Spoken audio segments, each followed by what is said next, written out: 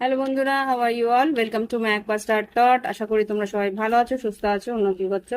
দেখবো আগামী দিনে তোমার জীবনে কি ঘটতে চলেছে। আগামী দিনে তোমার জীবনে কি ঘটতে চলেছে? Queen of cups, temperance. তোমার ইমোশনটাকে ব্যালেন্স করার প্রয়োজন আছে। এখানে কিন্তু কিছু একটা এমন ঘটবে, সেখানে কিন্তু একটা হঠাৎ করেই শকিং কিছু ঘটতে পারে। কিছু একটা তোমার কোনো কাজের একটা এমন চাপ আসবে, সেটা আর কি ভীষণ তোমাকে আহ, অস্থির করে তুলতে পারে। আর সেখান থেকে তোমার লজিক্যালি তোমাকে ভাবনা চিন্তা করতে হবে, যাতে কিনা তুমি পরিস্থিতিটাকে ব্যালেন্স করতে পারো। আর সেখান থেকে তুমি অস্থিরতা যাতে না হয়, মানসিকভাবে অস্থির না হয়, নিজেকে ওই পরিস্থিতি থেকে ফাইট করে তুমি নিজেকে বের করে আনতে পারো।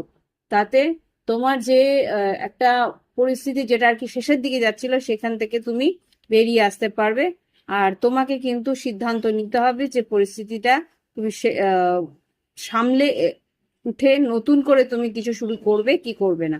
এটা তোমার লাভ লাইফে হতে পারে বা কর্মক্ষেত্রে হতে পারে। তোমাকে কিন্তু প্রচন্ড ধৈর্য আর প্রচন্ড সহনশীলতার আহ, পরীক্ষা আগামী দিনে দিতে হতে পারে। ওকে, তো এই হচ্ছে কি আগামী দিনে তোমাদের জীবনের জন্য এনার্জি। ভালো লাগলে একটা অন্তত লাইক আমার জন্য পাঠিয়ে দিও।